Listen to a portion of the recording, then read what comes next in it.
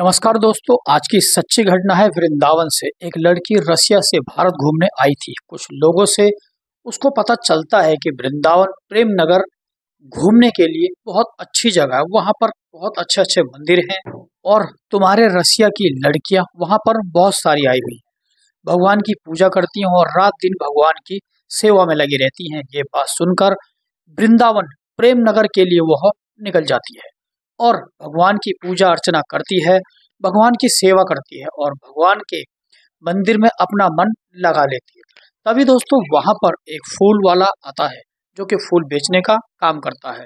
जब वह रूस की ये लड़की को देखता है तभी अपने दोस्तों से बोलता है कि इस रसियन लड़की से मुझे बात करनी है, यह बहुत खूबसूरत है।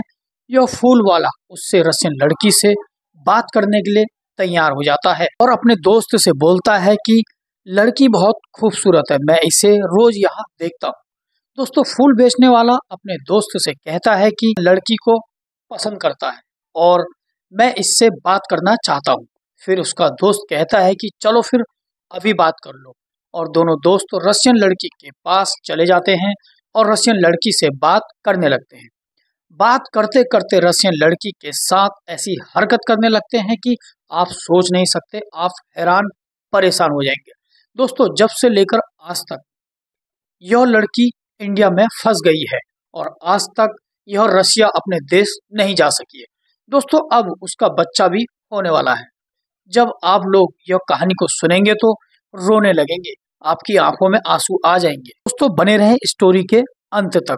आपसे छोटी सी रिक्वेस्ट है, वीडियो में पहली बार आए हैं तो हमारे फेसबुक पेज को फॉलो करें और यूट्यूब में अगर देख रहे हैं तो यूट्यूब को सब्सक्राइब करें। एक प्यारा सा कमेंट करें ताकि मेरा हौसला बुलंद हो और मैं फिर से नई नई रियल स्टोरी सच्ची घटना आपके सामने लेकर आ सकूं। दोस्तों ये सच्ची घटना वृंदावन की है। लड़के का नाम राजीव है और लड़की का नाम यूना है।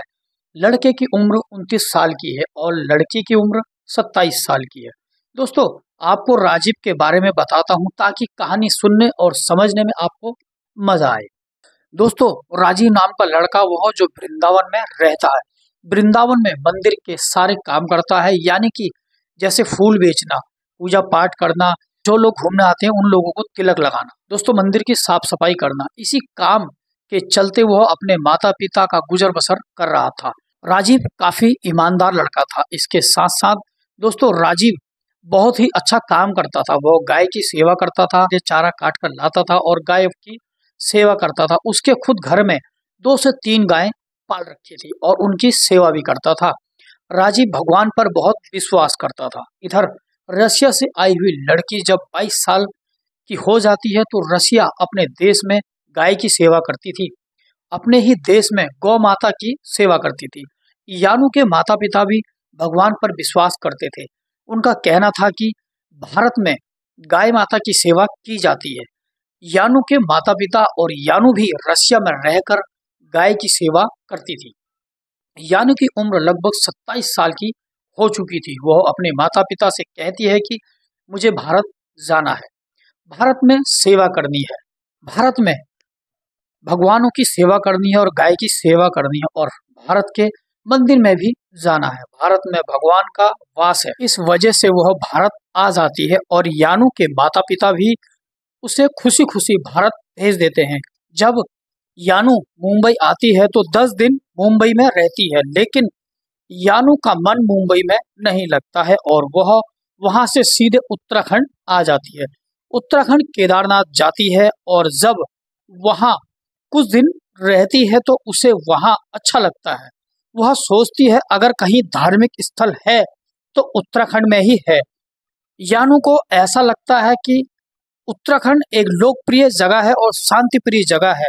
यानू को केदारनाथ में ऐसा महसूस होता है कि वह भगवान को बहुत आसपास से देख रही है या फिर आसपास महसूस कर रही है। वह उत्तराखंड के सारे धार्मिक स्थल घूमती है, उसे काफी अच्छा लगता है। फिर सभी लोग उससे कहते हैं कि तुम्हें वृंदावन भी जाना चाहिए, वहां पर भी बहुत अच्छी जगह है, वहां पर भी बहुत शांति मिलती है। क्योंकि यानू जिस मंदिर में भी जाती है वहां के पंडित जी से बातचीत जरूर करती है और हर जगह का जायजा लेकर बातचीत करती है और भगवान के बारे में जानकारी लेती रहती है। जब वृंदावन आती है तो वृंदावन में कई मंदिरों में घूमती है। यहाँ पर उसे बहुत अच्छा लगता है। जब वृंदावन पहुंचने के बाद वहां पर अपने जैसी कई सारी लड़कियों को देखती है तो उसकी अंदर आत्मा काफी खुश होती है और दोस्तों यानू का मन वृंदावन में लग जाता है और यानू वृंदावन में रहने का फैसला करती है। इसी तरीके से 1 महीने का वक्त गुजर जाता है।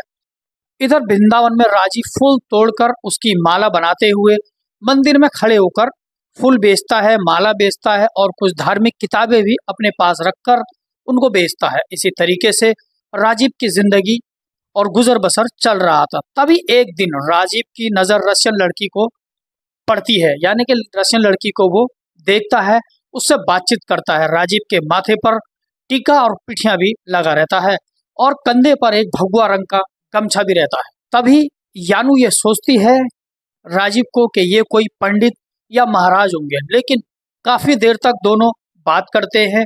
लेकिन दोस्तों यानू के समझ में हिंदी कम आती है, वो हिंदी बहुत कम समझती है, थोड़ी बहुत समझती है, तो उसी तरीके से आपस में बातचीत करते हैं। अब इसी तरीके से रोज यानू और राजीव बातचीत करते रहते हैं।